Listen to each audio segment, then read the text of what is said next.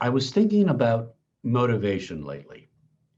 Some days it seems more difficult than others to get motivated to do the things that we need to do.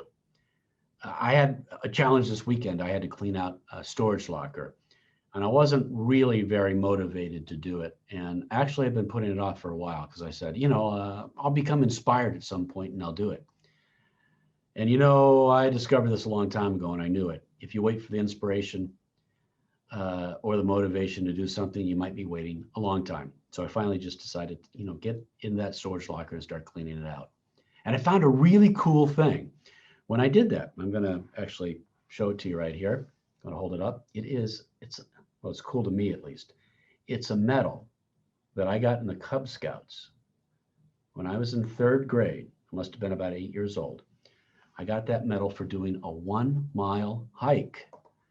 Now, I kind of look at that now and go, geez, you do these big 140-mile races and 1 mile, no, not a big deal. But I remembered it was a really big deal when I was in third grade.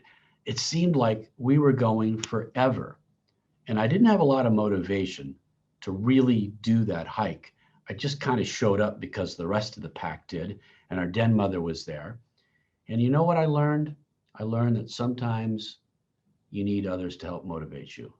And our den mother, Mrs. Boggs, and oh, by the way, Brian Boggs, I'm going to talk about your mother now. Mrs. Boggs was a great motivator that day. All I could hear around me were the other boys complaining about how hot it was and how dusty it was and how much further is it that we have to go? And Mrs. Boggs was so encouraging. She actually played this great, I remember this, and this is 50 years ago, but I remember this. She would play this trick where she would point things out along the trail. And I didn't know it at the time, but she was just taking our mind off of trudging along the trail to other things, to get our interest into other things. And she would encourage us to keep going.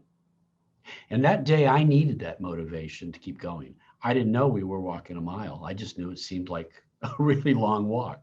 When we got to the end, she surprised us and said, "You boys just did a mile, and you got a medal for it. You achieved this goal that was set forth at this place called the Cantigny in Wheaton, Illinois." So that was really my first experience with somebody that I remember when somebody was really, really encouraging me to be motivated to finish this great hike. And along the way, certainly in life, I've had lots of other experiences where people have been encouraging.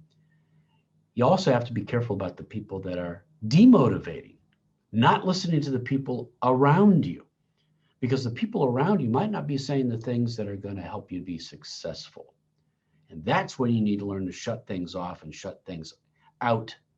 And you need to be your own self-motivator. You need to be your own Mrs. Boggs to help you get to where you need to go. I'm going to show you a short clip here of a swim that I did. It was a 12-mile swim around the island of Key West. And that day, the weather was particularly bad. In fact, it was a tropical storm. And I completed the race. It was a pretty tough race. It wasn't only until later. Now you can see, watch this. You can see how rough this is. Yeah, it was pretty amazing. It was pretty intense. But here's the thing.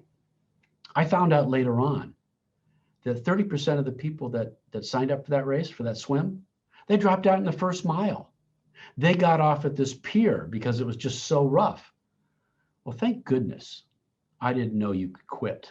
So it's the first time I've ever done that race. I didn't know you could quit, and I didn't know it was okay to get out of the water, so I just kept going.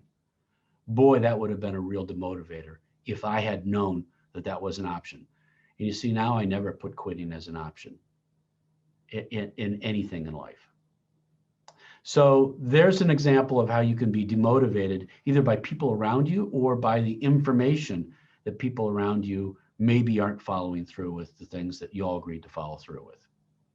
So you have to be really careful about what you're hearing and the kind of information that you're getting. I think that the most interesting thing I found about motivation is this. When you motivate other people, you become better at motivating yourself. It's pretty amazing. Just a word of encouragement just the right kind of rah-rah or attaboy for somebody, and you can see the magic that happens with that individual. And intellectually, you know that the same thing happens to you when somebody gives you an encouraging word. And sometimes that person just needs to be you. You need to be the person to be the motivator. So what's the takeaway out of all of this? The takeaway out of all of this is this. Make sure that the motivation, the words that you're hearing, and the people that you're around are taking you in the right direction.